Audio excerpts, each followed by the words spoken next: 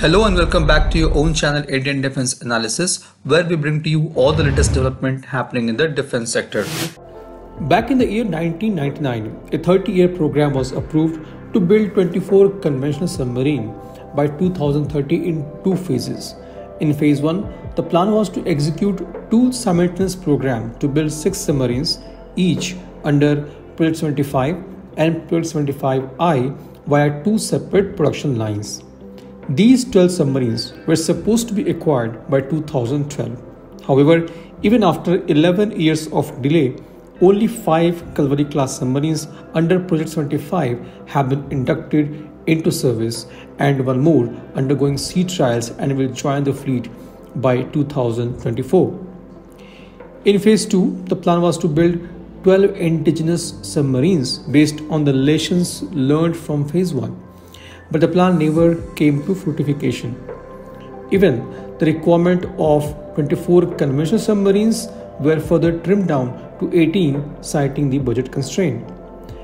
At present, Indian Navy operates 16 diesel attack conventional submarines, which includes 5 Kalvari or Scorpene class, 7 Sindhughosh or Kilo class, and 4 Shishumar or Type 209 class of submarines.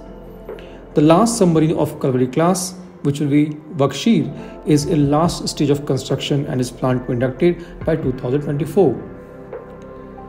As per the latest reports from the Economic Times, the substantial submarine manufacturing capabilities of state-owned Mazagon Docks Ltd has set to become idle, with the last of the Kalvari class submarine being launched next week, bringing an end to Indian Navy's Project 75 to acquire 6 conventional submarines. MDL has invested hugely in submarine building capability and has capacity to build 11 submarines simultaneously at different stages. The highly skilled workforce, especially trained to work on pressure hulls, is likely to move to other warship projects that shipyard has bagged, as plans to manufacture next generation submarines have hit the delays. Therefore, it becomes very important for Indian Navy to keep building submarines and inducting it into its fleet. Recently, MDL has also reported that it will reduce the hull launch to sea trial time to 6 years on an average, which sounds too good to believe. Even though the construction of first submarine of Kalvari class took more time than planned, the recent delivery of submarines have been impressive by MDL. In last 3 years, 3 submarines of Kalvari class have been delivered and commissioned into Indian Navy. There will not be any surprise if MDL start launching submarines in 6 years once the order for the same is placed by Ministry of Defence. While the Project 75I is yet to be finalized, it does make sense to give follow-on orders for 3 more Kalvari class submarines. In January 2023, the Hindustan Times has reported that Indian Navy is considering approaching the government for construction of 3 more Kalvari class submarines, which will be fitted with a long endurance AIP unit by Mazagon Dock Ltd in collaboration with French Naval Group. It is understood that Indian Navy's leadership is now rethinking the late Defence Minister Manohar Parrikar's proposal and is expected to ask for 3 more Kalvari class submarines fitted with DRDO's AIP. Now, this is much needed for Indian Navy, which is far behind in number of submarines it operates.